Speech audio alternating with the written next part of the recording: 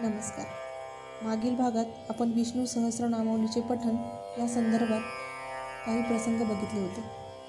आता आपण पाहूया की विष्णू सहस्रनामावली पठणाचे फलित. ज्यांच्यामुळे आपले अस्तित्व आहे त्या आपल्या पितरांना संतुष्ट करून त्यांचे आशीर्वाद आपल्याला मिळावेत यासाठी दर बुधवारी श्री विष्णू सहस्रनामाचे पठण करावे.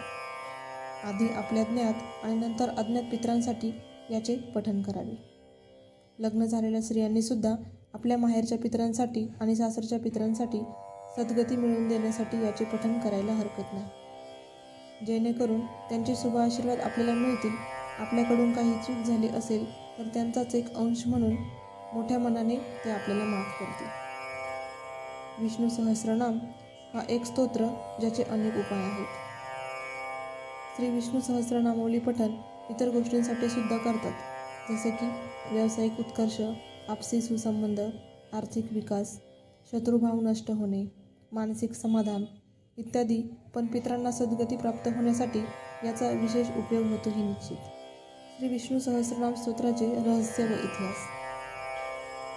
शतकानुशतके, पिढ्यानपिढ्या भारतीय सुसंस्कृत घरांमध्ये ज्या महत्त्वाच्या स्तोत्रांचा नित्यपाठ होतो त्यातील एक कल्याणकारी स्तोत्र म्हणजे श्री विष्णू सहस्रनाम स्तोत्र होय.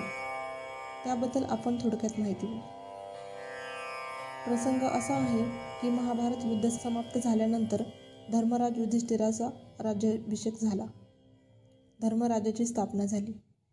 यानंतर शरपंजरी पडलेल्या पितामह भीष्मांनी निजधामास जाण्याचे ठरविले. त्यावेळी त्यांच्या इच्छेनुसार पांडव व भगवान श्रीकृष्ण भीष्मांसमोर उपस्थित होतात. तेव्हा युधिष्ठिर भीष्मांना या जगात एकच देव कोण, एकच परम आश्रय कोण, कोणत्या देवाची स्तुती केल्यास कल्याण होईल, कोणाचा जप केल्यास संसार बंधातून मुक्ती मिळेल असे प्रश्न विचारले. यावर भीष्माने दिलेले उत्तर व श्रीकृष्णांची केलेली स्तुती म्हणजेच विष्णू सहस्रनाम स्तोत्र होय. हे स्तोत्र गातच भीष्म निजधामास गेले होते.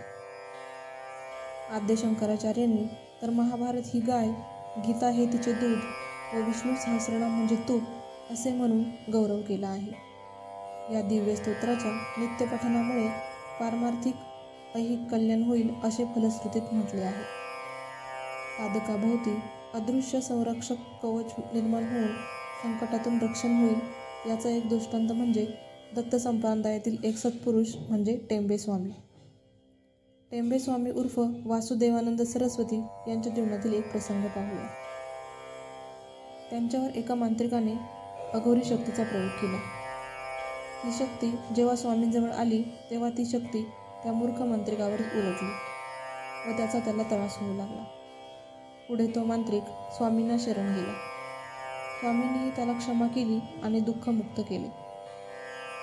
मांत्रिकाने याबाबत विचारले असता स्वामींनी सांगितले की माझा विष्णू सहस्रनामाचा नित्यनेम आहे, त्यामुळे कोणतीही वाईट शक्ती त्यांचे काहीसे वाईट करू शकत नाही. म्हणूनच तुम्ही कोणत्याही संप्रदायाचे असाल, कोणत्याही देवतेचे उपासक असाल तरी दररोज विष्णू सहस्रनाम म्हणत चला. प्रापंचिक समस्याही कमी होण्यास मदत होईल व संकटात ठाम उभे राहण्याचे सामर्थ्य प्राप्त होईल. धन्यवाद.